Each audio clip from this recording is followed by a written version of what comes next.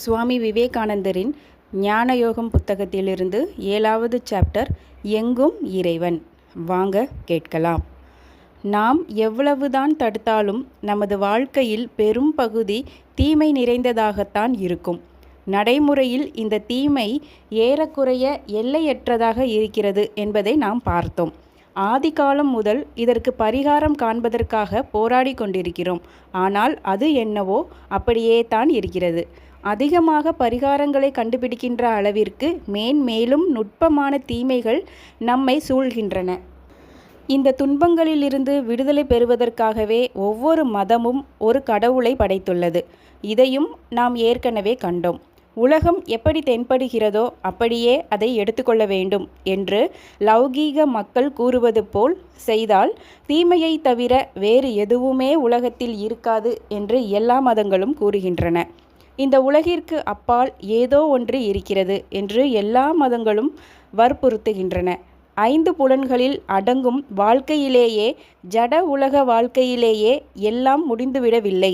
இது ஒரு பகுதி மட்டுமே, மேலோட்டமானது மட்டுமே. இதற்கு பின்னால் எல்லாவற்றிற்கும் அப்பால் தீமையே இல்லாத எல்லையற்றது இருக்கிறது. சிலர் அதை கடவுள் என்றும், சிலர் அல்லாஹ் என்றும், சிலர் ஜெகோவா என்றும், சிலர் யோவான் என்றும் பலவிதமாக வழங்குகிறார்கள். வேதாந்தி அதை பிரம்மம் என்று சொல்கிறான். மதங்களின் போதனைகளை பார்க்கும்போது முதலில் நமக்கு தோன்றுவது நாம் வாழ்க்கைக்கு முடிவு கட்டுவதே மேல் என்பதுதான். வாழ்க்கையின் தீமைகளுக்கு எப்படி பரிகாரம் காண்பது என்ற கேள்விக்கு வாழ்க்கையை முடித்து விடலாம் என்பதுதான் உடனே தோன்றும் பதிலாக இருக்கிறது. இது எனக்கு ஒரு பழைய கதையை நினைவூட்டுகிறது. ஒரு மனிதனின் தலையில் ஒரு கொசு உட்கார்ந்தது. கொசுவை கொல்ல விரும்பிய அவனுடைய நண்பன் ஒரு பலத்த அடி கொடுத்தான். கொடுத்த அடியில் கொசு, மனிதன் 2 பேருமே காலி. தீமைக்கு பரிகாரமும் இது போன்றதாகத்தான் தோன்றுகிறது. வாழ்க்கை தீமை நிறைந்தது, உலகம் தீமை நிறைந்தது. உலகை பற்றி அறிந்த அனுபவசாலிகள் யாரும் இதை மறுக்க முடியாது. மதங்கள் இதற்கு சொல்லும் பரிகாரம் என்ன? இந்த உலகம் பயனற்றது என்பதுதான். இந்த உலகிற்கு அப்பால் உண்மையான ஏதோ ஒன்று இருக்கிறது. இங்கேதான் பிரச்சனை ஆரம்பமாகிறது. மதங்கள் சொல்லும் பரிகாரம் எல்லாவற்றையும் அழிப்பதாகவே தோன்றுகிறது. அழிவு எப்படி ஒரு பரிகாரமாக இருக்க முடியும்? அப்படியானால் வேறு வழியே இல்லையா? மதங்கள் சொல்வதெல்லாம் சரிதான், ஆனால் அவற்றை சரியாக புரிந்து கொள்ள வேண்டும் என்கிறது வேதாந்தம். மதங்களின் கருத்து தெளிவாக இல்லாததால் மக்கள் அவற்றை தவறாக புரிந்து கொள்ள நேர்கிறது. அறிவு மற்றும் இதயத்தின் சங்கமம்தான் நமக்கு வேண்டும். இதயம் மிகவும் உன்னதமானதுதான். அதன் வழியாக வாழ்க்கையின் சிறந்த தூண்டுதல்கள் பிறந்துள்ளன.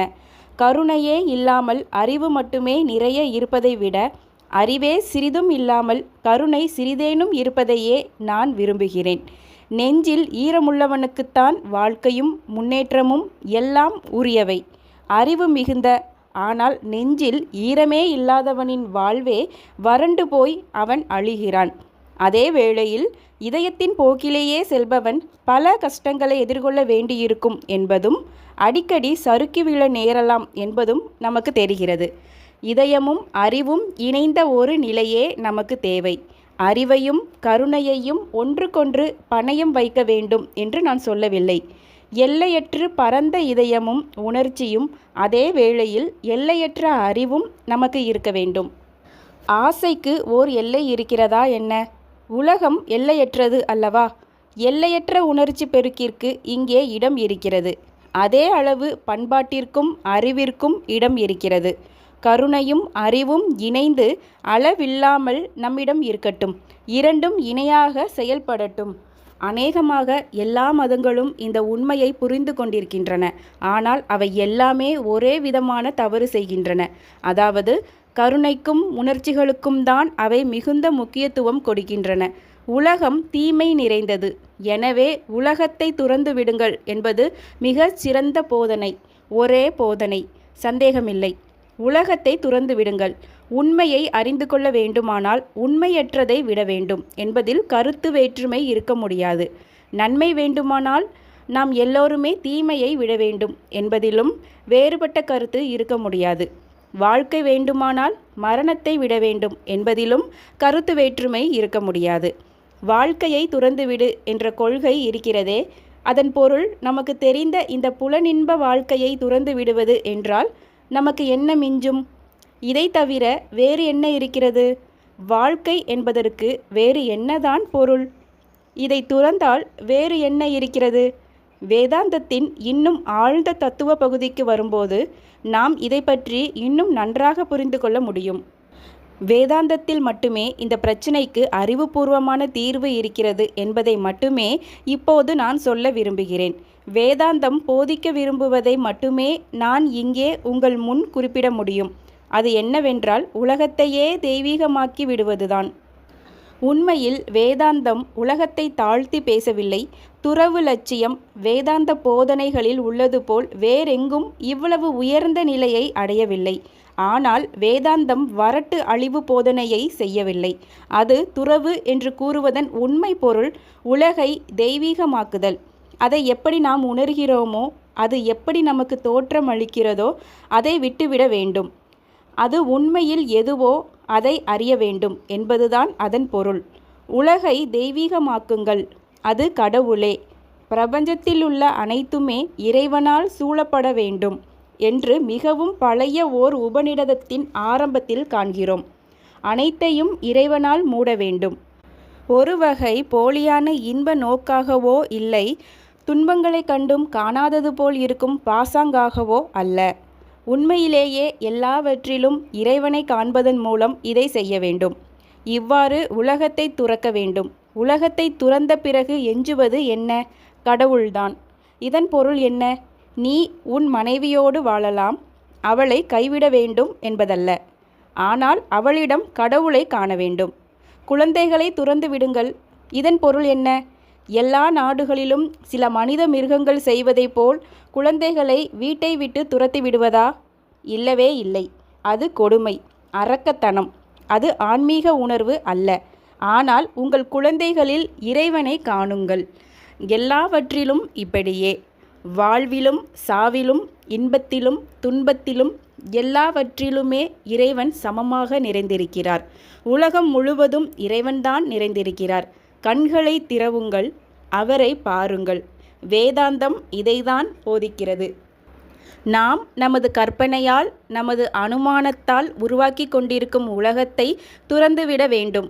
ஏனென்றால் இந்த அனுமானம் முழுமையற்ற அனுபவத்தை, ஆழமற்ற அறிவை, நமது சொந்த பலவீனத்தை அடிப்படையாக கொண்டது. இதை துறந்து விடுங்கள். நாம் இதுவரை நினைத்து வந்த, எல்லோரும் உடும்பு பிடியாக பிடித்து கொண்டிருக்கின்ற உலகம் நம்முடைய கற்பனையில் தோன்றிய பொய்யான உலகம். அதை விட்டுவிடுங்கள். நன்றாக கண்களை திறந்து பாருங்கள். இப்படிப்பட்ட ஓர் உலகம் எப்போதுமே இருக்கவில்லை என்பதை உணர்ந்து கொள்ளுங்கள். அது ஒரு கனவு, மாயை. இருந்தது கடவுள் மட்டுமே. குழந்தையில், மனைவியில், கணவனில், எல்லாவற்றிலும் இருப்பவர் அவரே. நல்லவரில் இருப்பதும் அவரே, தீயவரில் இருப்பதும் அவரே, பாவத்தில் இருப்பதும் அவரே, பாவியாக இருப்பதும் அவரே. வாழ்விலும் அவரே இருக்கிறார், சாவிலும் அவரே இருக்கிறார். உண்மையிலேயே துணிச்சலான கருத்துத்தான். ஆனாலும் வேதாந்தம் இந்த கருத்தை தான் பிரச்சாரம் செய்ய, செயலில் காட்ட விரும்புகிறது, போதிக்க விரும்புகிறது. இது வெறும் ஆரம்பம் மட்டுமே. இவ்வாறு நாம் வாழ்க்கையின் அபாயங்களையும் தீமைகளையும் விளக்குகிறோம். எதற்கும் ஆசைப்படாதீர்கள். நம்மை துன்புற செய்வது எது? நமது துன்பங்கள் அனைத்திற்கும் காரணம் ஆசையே. நாம் ஒன்றை விரும்புகிறோம், அதை அடைய முடியவில்லை. விளைவு துன்பம். ஆசை இல்லாவிட்டால் துன்பமும் இல்லை. இங்கேயும் நான் சொல்வதை தவறாக புரிந்து கொள்வதற்கு வாய்ப்பிருக்கிறது. ஆகவே ஆசையை துறப்பது, துன்பங்களிலிருந்து விடுதலை பெறுவது என்று நான் எதை குறிப்பிடுகிறேன் என்பதை இங்கே விளக்குவது அவசியம். சுவர்களுக்கு ஆசை கிடையாது, அவை துன்புறுவதும் இல்லை, உண்மைதான். ஆனால் அவை வளர்ச்சி அடைவதும் இல்லை. இந்த நாற்காலிக்கு ஆசைகள் இல்லை, அது துன்பம் அடைவதில்லை. ஆனால் அது ஒரு நாற்காலியாகத்தான் எப்போதும் இருக்கிறது. இன்பத்தில் ஒரு மகிமை இருக்கிறது, துன்பத்தில் ஒரு மகிமை இருக்கிறது. ஏன், தீமையினால் பயன் கூட இருக்கிறது என்று நான் துணிந்து சொல்வேன். துன்பத்தால் நாம் பெறும் பாடம் நம் எல்லோருக்கும் தெரிந்ததே. நாம் செய்யாமல் இருந்திருக்கக்கூடாதா என்று பின்னால் நாம் வருத்தப்படும் பல 100 காரியங்களை செய்துவிடுகிறோம். ஆனால் அந்த காரியங்கள் நமக்கு எத்தனை உயர்ந்த பாடங்களை கற்பிக்கின்றன. என்னை பொறுத்தவரையில் நான் சில நல்ல காரியங்களை செய்திருக்கிறேன் என்பதில் மகிழ்கிறேன். பல தீய காரியங்களை செய்திருக்கிறேன் என்பதிலும் மகிழ்கிறேன். சில காரியங்களை சரியாக செய்ததற்காக மகிழ்கிறேன். அதே வேளையில் பல தவறுகள் செய்ததற்காகவும் மகிழ்கிறேன். ஏனென்றால் என் தவறு ஒவ்வொன்றும் ஓர் உயர்ந்த பாடத்தை எனக்கு கற்பித்திருக்கிறது. நான் இதுவரை செய்த செயல்கள், எனது எண்ணங்கள் அனைத்தின் பலனே இப்போதைய நான். எனது ஒவ்வொரு செயலும் ஒவ்வொரு எண்ணமும் அவற்றின் பலனை தந்திருக்கின்றன. இந்த பலன்கள் அனைத்தின் ஒட்டு மொத்தமே என் முன்னேற்றமாக அமைந்தது. ஆசைகள் தவறானவை என்பது நம் எல்லோருக்கும் புரிகிறது. ஆனால் ஆசைகளை துறப்பது என்றால் என்ன? ஆசை இல்லாவிட்டால் வாழ்க்கை எப்படி நடைபெறும்? ஆசையை அழித்துவிடு, துன்பத்தை தீர்ப்பதற்கு இதுதான் வழி என்பது மனிதனையே கொன்று விடுவதற்கு சமமாகும். தீர்வு இதுதான். உங்களுக்கு சொத்து கூடாது என்பதல்ல, உங்கள் தேவைக்குரியவற்றை வைத்துக்கொள்ளக்கூடாது என்பதல்ல, ஏன் ஆடம்பரமானவற்றை கூட அனுபவிக்கக்கூடாது என்பது அல்ல. வேண்டியதை வைத்துக்கொள்ளுங்கள், அதற்கு மேலேயும் வைத்துக்கொள்ளுங்கள். ஆனால் உண்மையை அறிந்து கொள்ளுங்கள், உணர்ந்து கொள்ளுங்கள். செல்வம் யாருக்கும் சொந்தமானது அல்ல. சொந்தக்காரர்கள், முதலாளிகள் என்ற கருத்தை கைவிட வேண்டும். நீங்களும் ஒன்றுமில்லை, நானும் ஒன்றுமில்லை. யாராயிருந்தாலும் வெறும் பூஜ்யமே. எல்லாம் இறைவனுக்கே சொந்தம். ஏனென்றால் முன்பு நாம் பார்த்த உபநிடதத்தின் ஆரம்ப மந்திரம் எல்லாவற்றிலும் இறைவனை வைக்க சொல்கிறது. நாம் அனுபவிக்கும் செல்வத்தில் இறைவன் இருக்கிறார். நம் மனதில் எழும் ஆசைகளில் அவர் இருக்கிறார். ஆசைகளை திருப்தி செய்வதற்காக நாம் வாங்கும் பொருட்களில் இருப்பதும் அவரே. நமது அழகான ஆடை அணிகளிலெல்லாம் இருப்பதும் அவரே. இப்படித்தான் நம் எண்ணம் இருக்க வேண்டும். இந்த கோணத்திலிருந்து உலகத்தை பார்க்க ஆரம்பித்தால் எல்லாமே வேறு விதமாக தோன்ற தொடங்கிவிடும். நமது ஒவ்வொரு அசைவிலும், ஒவ்வொரு பேச்சிலும், உருவத்திலும், ஏன் எல்லாவற்றிலுமே இறைவனை இணைத்து கொள்வோமானால் காட்சியே மாறிவிடும். உலகம் துன்பமும் துயரமும் நிறைந்த இடமாக இல்லாமல் சொர்க்கமாக தோன்ற ஆரம்பித்துவிடும். பரமண்டலம் உனக்குள்தான் இருக்கிறது என்று இயேசு கூறினார். அதையே வேதாந்தம் கூறுகிறது. ஒவ்வொரு மகான்களும் கூறியிருக்கிறார்கள். கண் இருப்பவர்கள் காணட்டும், காது இருப்பவர்கள் கேட்கட்டும். நாம் காலங்காலமாக தேடிக்கொண்டிருக்கும் உண்மை எப்போதும் நமக்குள்தான் இருக்கிறது, எப்போதும் நம்முள்தான் இருந்தது என்பதை வேதாந்தம் நிரூபிக்கிறது. அறியாமை காரணமாக நாம் அதை இழந்துவிட்டதாக நினைத்து அழுது கதறி உலகமெங்கும் அலைந்து திரிந்து இந்த உண்மையை கண்டுபிடிப்பதற்காக போராடி கொண்டிருந்தோம். ஆனால் அது எப்போதும் நம் இதயத்திலேயே இருந்திருக்கிறது. நம் இதயத்தில் மட்டுமே அந்த உண்மையை நாம் காண முடியும். உலகத்தை துறப்பது என்பதை அதனுடைய பழைய வளர்ச்சியுறாத பொருளில் புரிந்து கொண்டால் அது இப்படித்தான் இருக்கும். வேலை செய்யக்கூடாது, சோம்பேறிகளாக இருக்க வேண்டும், எதையும் சிந்திக்காமல் எதையும் செய்யாமல் பிடித்து வைத்த களிமண் போல் இருக்க வேண்டும், விதியின் மீது பாரத்தை போட்டுவிட வேண்டும், ஒவ்வொரு சூழ்நிலையிலும் அதன் கைதியாக இருக்க வேண்டும், இயற்கையின் விதிகளால் இடத்திற்கு இடம் பந்தாடப்பட வேண்டும். இதுதான் பொருள். உலகத்தை துறப்பது என்பதற்கு அது பொருள் அல்ல. நாம் வேலை செய்ய வேண்டும். பொய்யான ஆசைகளால் அலைக்கழிக்கப்படுகின்ற சாதாரண மனிதகுலத்திற்கு செயல் என்பது பற்றி என்ன தெரியும்? உணர்ச்சிகளாலும் புலன்களாலும் ஆட்டி வைக்கப்படுகின்ற மனிதனுக்கு செயல் என்பது பற்றி என்ன தெரியும்? சொந்த ஆசைகளால் தூண்டப்படாதவன்தான், சுயநலம் துளியும் இல்லாதவன்தான் செயல் புரிய முடியும். தனக்கென்று சுய நோக்கம் எதுவும் இல்லாதவன்தான் வேலை செய்ய முடியும். லாபம் கருதாதவன்தான் வேலை செய்ய முடியும். ஓவியத்தை ரசிப்பது யார்? விற்பவனா, பார்க்க வந்தவனா? விற்பவன் அந்த படத்தை விற்பதால் தனக்கு எவ்வளவு லாபம் கிடைக்கும் என்று கணக்கு வழக்குகளில் மூழ்கி கிடக்கின்றான். அதை ஏலத்திற்கு விடலாமா? விலை எப்படி ஏறுகிறது? எந்த இடத்தில் 3ஆம் தரம் கூறினால் லாபம் அதிகமாகும் என்பதில் கவனமாக இருக்கிறான். அவனது மனம் முழுவதிலும் அந்த எண்ணமே நிறைந்திருக்கிறது. அந்த படத்தை வாங்கும் எண்ணமோ விற்கும் எண்ணமோ இல்லாமல் அங்கே போயிருக்கும் ஒருவன்தான் அந்த படத்தை பார்த்து ரசிக்க முடியும். அவனே அந்த படத்தை அனுபவிக்கிறான். அதை பார்த்து மகிழ்ச்சி அடைகிறான். இந்த பிரபஞ்சமே ஓர் ஓவியம். ஆசைகள் மறையும்போது மனிதன் உலகை அனுபவிக்கிறான். வாங்குவது, விற்பது, சொந்தம் கொண்டாடுவது போன்ற முட்டாள்தனமான கருத்துக்கள் எல்லாம் அப்போது மறைந்து விடுகின்றன. கடன் கொடுப்பவன், வாங்குபவன், விற்பவன் எல்லோரும் மறைந்து உலகம் மட்டுமே ஒரு சித்திரமாக, ஓர் அழகிய ஓவியமாக எஞ்சி நிற்கிறது. கடவுள் ஒரு மகா கவிஞர், புராதன கவிஞர். பிரபஞ்சம்தான் அவர் எழுதிய கவிதை. எதுகை மோனைகளுடன் எல்லையற்ற ஆனந்தத்தில் தோய்ந்து அவர் எழுதியிருக்கிறார். கடவுளை பற்றிய இதைவிட அழகிய கருத்தை நான் படித்ததில்லை. ஆசைகளை ஒழித்தால்தான் இறைவனின் இந்த அழகிய பிரபஞ்சத்தை புரிந்து கொண்டு அதில் நாம் ஆனந்தமாக திளைக்க முடியும். அப்போது எல்லாம் தெய்வீகமாகிவிடும். மூளை முடுக்குகள் மற்றும் தீய தூய்மையற்ற இடங்களும் கூட தெய்வீகமாகிவிடும். எல்லாமே அவற்றின் உண்மை இயல்பை வெளிப்படுத்தும். நமது அழுகையும் கதறலும் எல்லாமே குழந்தைத்தனமானவை.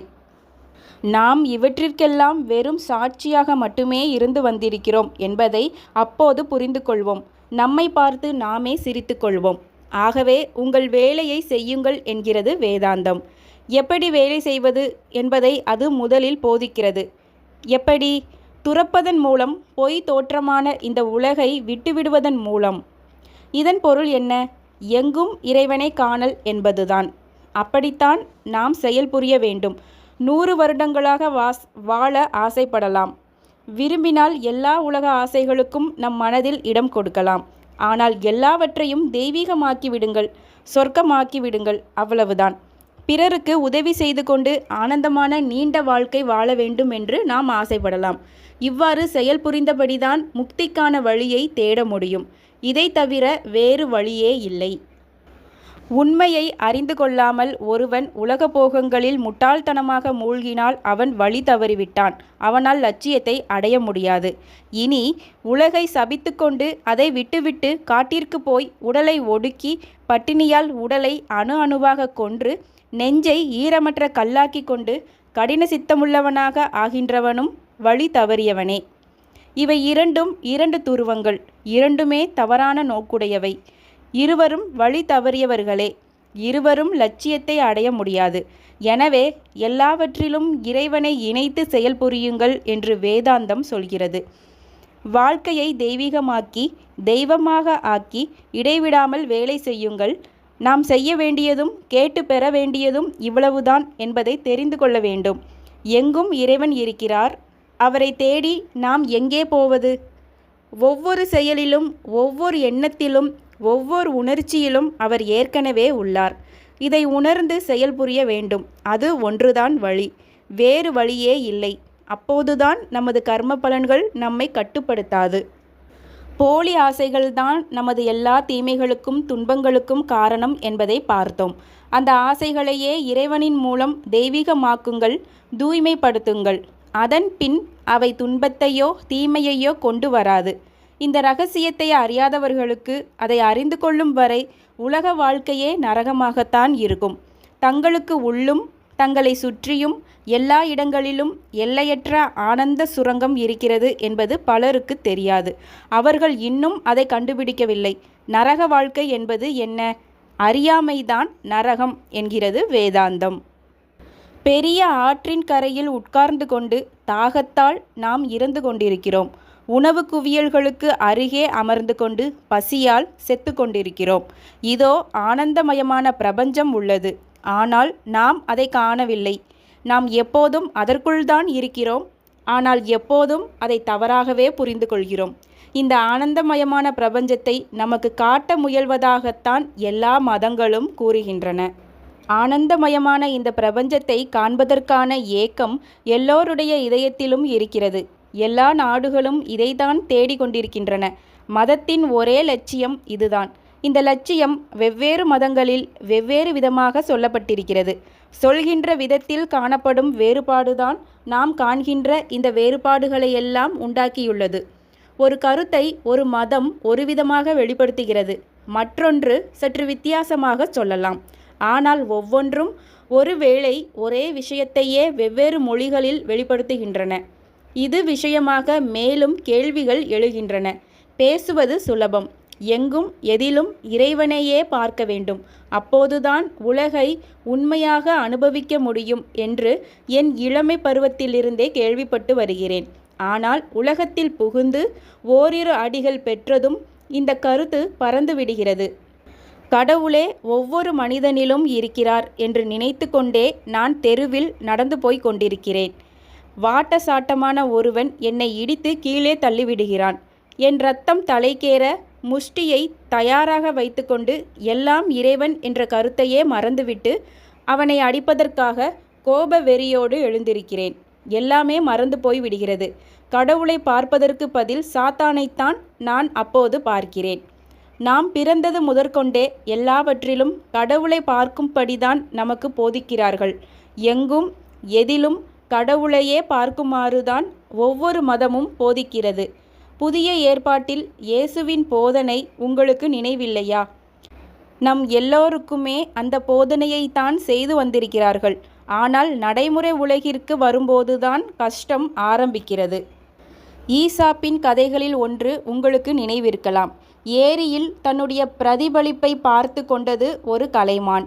அதை தன் குட்டியிடம் காட்டி, நான் எவ்வளவு ஆற்றல் வாய்ந்தவன், என்னுடைய அழகான தலையை பார், உரம் மிக்க வலுவான என் உடம்பை பார், அது மட்டுமா, என்னால் எவ்வளவு வேகமாக ஓட முடியும் தெரியுமா என்று பெருமை அடித்து கொண்டிருந்தது.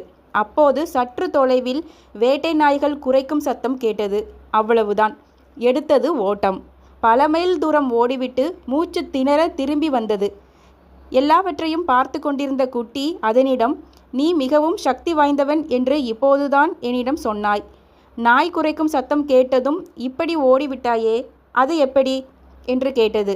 நீ சொல்வதெல்லாம் சரி மகனே, ஆனால் நாய் குரைக்கும் சத்தம் கேட்டால் என் தைரியமெல்லாம் பறந்து விடுகிறது என்று பதிலளித்தது அந்த கலைமான். நம் நிலையும் அதுபோல்தான் இருக்கிறது. நாம் மனிதகுலத்தை பற்றி உயர்வாக நினைக்கிறோம். நாம் மிகவும் பலமும் தைரியமும் வாய்ந்தவர்கள் என்று நினைக்கிறோம். பல அரிய தீர்மானங்களை செய்து கொள்கிறோம். ஆனால் துன்பம் மற்றும் ஆசைகளாகிய நாய்களின் குரைப்பு சத்தம் கேட்கும்போது கதையில் கண்ட மானை போலவே நடந்து கொள்கிறோம். நிலைமை இதுவானால் இந்த போதனைகளால் எல்லாம் என்ன பயன்? நிச்சயம் பெரும் பயன் இருக்கிறது. விடாமுயற்சி கடைசியில் வெற்றி தரும் என்பதே அது. ஒரே நாளில் எதையும் சாதிக்க முடியாது. ஆன்மாவை பற்றி முதலில் கேள்விப்பட வேண்டும், பிறகு அதை பற்றி சிந்திக்க வேண்டும், பிறகு அதை தியானம் செய்ய வேண்டும். தரையில் ஊர்ந்து செல்லும் புழு முதற்கொண்டு எல்லோருடைய கண்ணிற்கும் நீலவானம் தெரிகிறது. ஆனால் அது எவ்வளவோ தூரத்தில் இருக்கிறது. நாம் அடைய வேண்டிய லட்சியமும் அப்படித்தான். அது வெகு தூரத்தில் இருக்கிறது என்பதில் சந்தேகமில்லை. ஆனாலும் அதை நாம் அடைந்தே தீர வேண்டும். ஏன் மிகவும் உயர்ந்த லட்சியத்தையே நாம் கொள்ள வேண்டும்? துரதிருஷ்டவசமாக பெரும்பாலோர் எந்த ஒரு லட்சியமும் இல்லாமல் இருட்டு வாழ்க்கையில்தான் தடுமாறிக் கொண்டிருக்கிறார்கள்.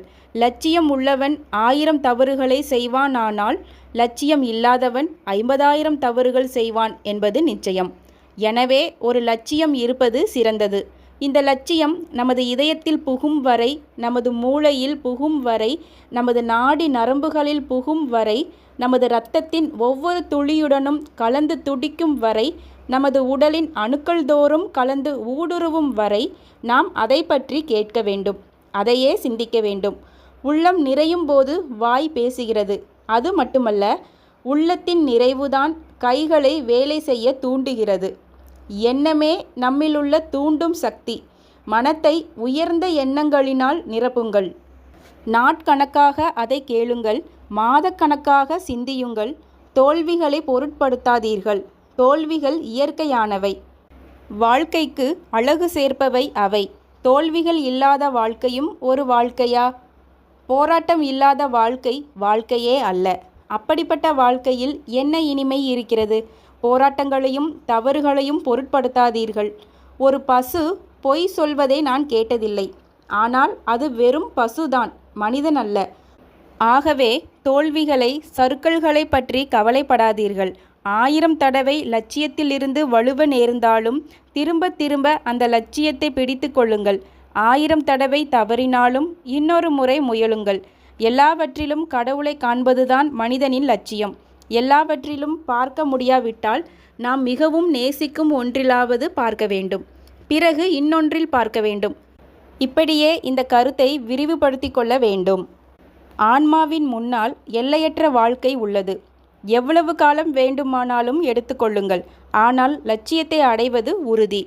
ஒன்றேயான இறைவன் மரணத்தை விட வேகமாக இயங்குபவர், மனதை விட அதிவிரைவாக செயல்படக்கூடியவர், தேவர்களாலும் அடையப்பட முடியாதவர், சிந்தனைக்கு எட்டாதவர். அவர் இயங்குவதாலேயே எல்லாம் இயங்குகின்றன. எல்லாமே அவருள்தான் இருக்கின்றன. அவர் இயங்குகிறார். இயக்கம் அற்றவராகவும் இருக்கிறார். பக்கத்திலும் இருக்கிறார், தூரத்திலும் இருக்கிறார். எல்லாவற்றின் உள்ளேயும் இருக்கிறார். எல்லாவற்றையும் ஊடுருவியபடி புறத்திலும் அவரே இருக்கிறார். எல்லாவற்றிலும் அதே ஆன்மாவையும், ஆன்மாவில் எல்லாவற்றையும் காண்பவன் ஆன்மாவிலிருந்து ஒருபோதும் விலகுவதில்லை.